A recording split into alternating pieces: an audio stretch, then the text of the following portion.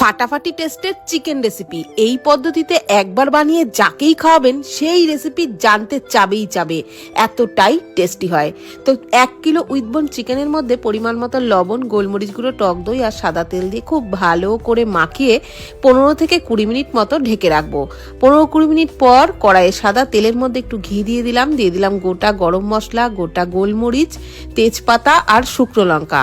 Low to medium ফ্লেমে নেড়ে একটু ভেজে নেওয়ার পর দিয়ে দিলাম পেঁয়াজ কুচি। পেঁয়াজটাকে হালকা লালচে করে ভেজে দিয়ে দিলাম পেঁয়াজ বাটা দিয়েও একটু ভালো করে ভেজে নিলাম। তারপর ম্যারিনেট করে রাখা চিকেনটা দিয়ে খুব ভালো করে কিন্তু পেঁয়াজের সাথে ভেজে নিলাম। তারপর দিয়ে দিলাম আদা, রসুন, কাঁচা লঙ্কা বাটা, জিরে গুঁড়ো, পরিমাণ মতো আরও একটু লবণ দিয়ে খুব ভালো করে সমস্ত মশলা চিকেনের সাথে কষিয়ে নিচ্ছি। ততক্ষণে প্রায় 15 থেকে 20টা মতো কাজু একটা মিক্সির জারেতে নিয়ে অল্প জল দিয়ে পেস্ট তৈরি করে রাখলাম। এদিকে চিকেন ভালো করে কষিয়ে নেওয়া হয়ে গেলে একদম তেল ছেড়ে দিলে কাজু বাটাটা দিয়েও খুব ভালো করে কষিয়ে নিলাম। তারপর দিয়ে দিলাম পরিমাণ মতো জল।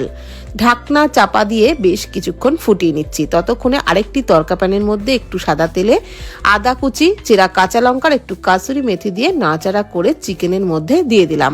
আরও কিছুক্ষণ ঢাকনা চাপা দিয়ে লো ফ্লেমে ফুটিয়ে নেওয়ার পর পোলাও, ফ্রাইড রাইস, রুটি, পরোটা যা কিছুর সাথেই পরিবেশন করবেন, দারুণ লাগবে।